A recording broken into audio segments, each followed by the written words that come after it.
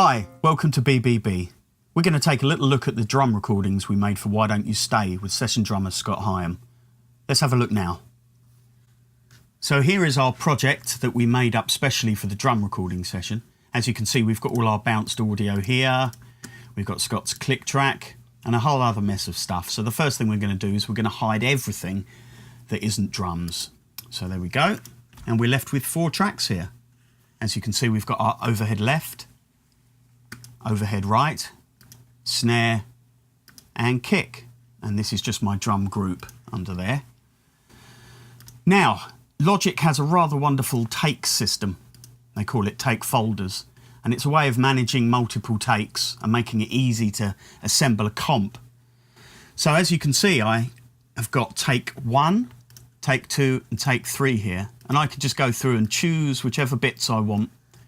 And Logic will wonderfully put them all together and keep all the drum tracks in perfect synchrony. So that's really helpful.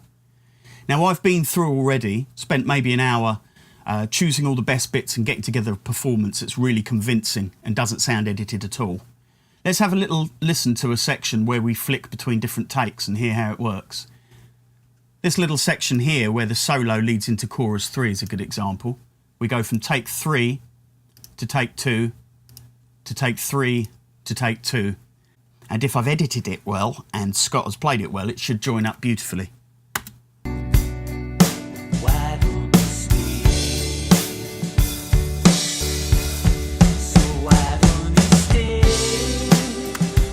Okay, that works really well, and the same goes for all the other edits. So I'm quite happy with that, and I'm going to flatten that down so our choice is made.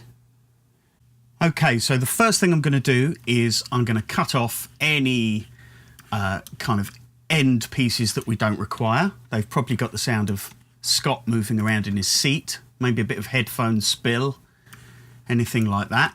I'm paying particular care not to cut off anything at the beginning, so let's trim that off. And let's have a quick listen.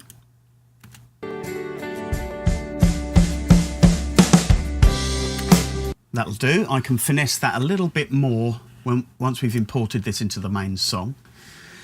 Now, if Scott's drum performance wasn't quite so good, I would have a great opportunity to show you how to fix any hits that aren't in time.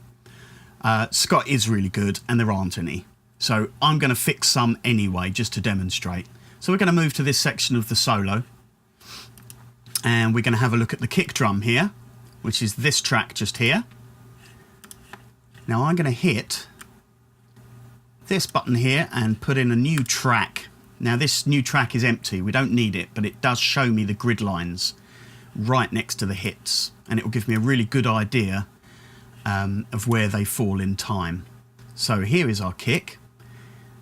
And I can see that zoomed in this tightly, it does appear to be a little bit early. I can't stress enough, it doesn't matter if it looks like it's in or out of time. It only matters what it sounds like.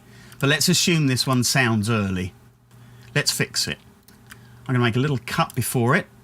I'm going to make a little cut before the next hit. So I'm only moving this hit. I'm going to pick it up and I'm going to slide it over nearer to the grid line. It's not important to be sample accurate here, you just want to get it so it looks better. Now as you saw, when I moved the kick track, the snare and overhead tracks moved with it. That's important and that's part of the grouping function of any DAW to keep things in synchrony. Now to fill this little space we've ended up with here, there are 2 things we can do. Firstly, we can zoom the edges out of the preceding audio. But what you'll see will happen is eventually you'll reveal the audio from its original position, which we don't want. So we're going to cut this off just a little bit before and get rid of it. We know that one can't move any further, so we'll have to move this one. Overlap them slightly, and that should be perfect. Now if we move along to the other end of the edit, we need to make sure that where it joins the next hit isn't compromised. So we're going to snip a little bit off here and move this across. That was nice and easy. Let's do another one, but this time let's move to the next snare hit and fix the snare. Okay, here we have a snare hit right here, which again looks like it's just a little bit early. So I'm going to put a blank track in underneath. You don't have to do this, this is just my working method. Now you can see the bar line here. Here's my snare. I'm going to make a little cut before the snare. Before I move it, I'm going to check that my cut hasn't bitten into the transient of any of the other tracks, which it hasn't. It's clear. Now let's move to the end of the hit, which is here, and let's make a cut before this next kick hit, so we don't move too much audio. Here we go. Now here's my snare. I'm going to move that back into place. I'm going to zoom out the audio preceding it until I see a little snippet of the audio from its original position. Leave a little space and get rid of it, and drag this out. Now I'm going to move to the end of the edit, and I'm just going to check that this looks tidy. Now at this zoom level, everything looks a little bit late and everything looks a little bit early, but you will get a good feel for this, and depending on the tempo, these gaps are going to look bigger or smaller. I think Pro Tools is able to show you it in milliseconds, which is really helpful, but Logic doesn't, and it's completely tempo dependent.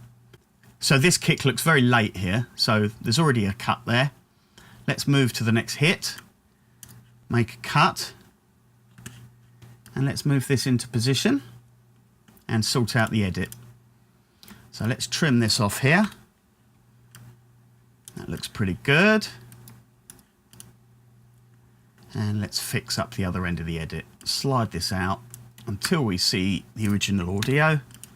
Move this into position. Okay, so I'm going to zoom out a little bit so we can see our edits. I'm going to highlight the section and I'm going to put a little crossfade on. Right, so let's have a little listen and see if we can detect the edits.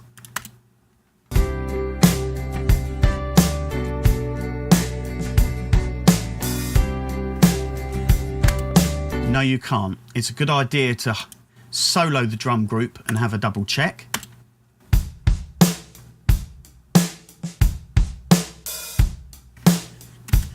No, you really can't hear the edits there. I'm very happy with that. So at this stage, I'll generally spend an hour or so going through the entire track and making sure that the drum track adheres to the background music perfectly. Not using the grid as my guide, but using the other elements.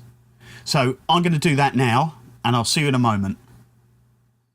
Okay, so I've spent perhaps an hour going through and fixing up the oddments that perhaps weren't perfectly in time. I think perhaps I've made a few too many edits here. But in the case of a really shoddy performance, you might make hundreds and hundreds, and it might take you 4 or 5 hours to get through it. In the book, I've described a few of the automated methods to do it with Drum Detective and Flex Time from Logic, etc, etc. But I think having a really good grasp of the manual editing process sets you in good stead for using the automated processes with a bit more skill. So as you can see here, my entire drum track is edited. There are whole sections, for instance the middle 8, where he was absolutely perfect all the way through. And actually by the time we get to this section here, the track has probably faded out already.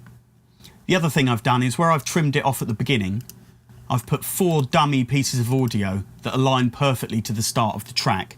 This means if I include these in the bounce, the track will be exactly the same length as the song we're working on, and we won't have to worry about dropping awkward sized files into a project. So what I'm going to do now is I'm going to take all of my drum tracks out of their groups. Let's do that now. There we go. Hide the mixer away.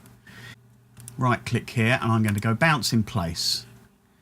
It's automatically named it overhead left AKG C14 and then put BIP at the end, bounce in place. I'm going to do it on the selected track, delete the old one and bypass any plugins. So that's good. Let's go.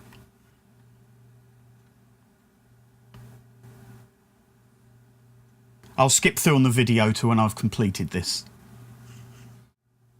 Okay, so as you can see now, I've got 4 good-looking drum tracks here with all the edits we've made hidden away. They've been bounced in place. Now these are going to be very easy to pick up and drop into the project. If you need to make any more timing fixes at a later date, that's very easy to do. Okay, so here we have our 4 nice drum tracks, all bounced down, covering a multitude of sins with all our edits. They're full length, so they run right from the beginning and the counting, from the bar line of 0 all the way to the end of the song, for the full ring of the final crash. And it should be an easy job from here to drag and drop these into our main project folder, where they should synchronise perfectly with the main set of music. And we should be able to move on now and get on with the bass. So I'll see you next time.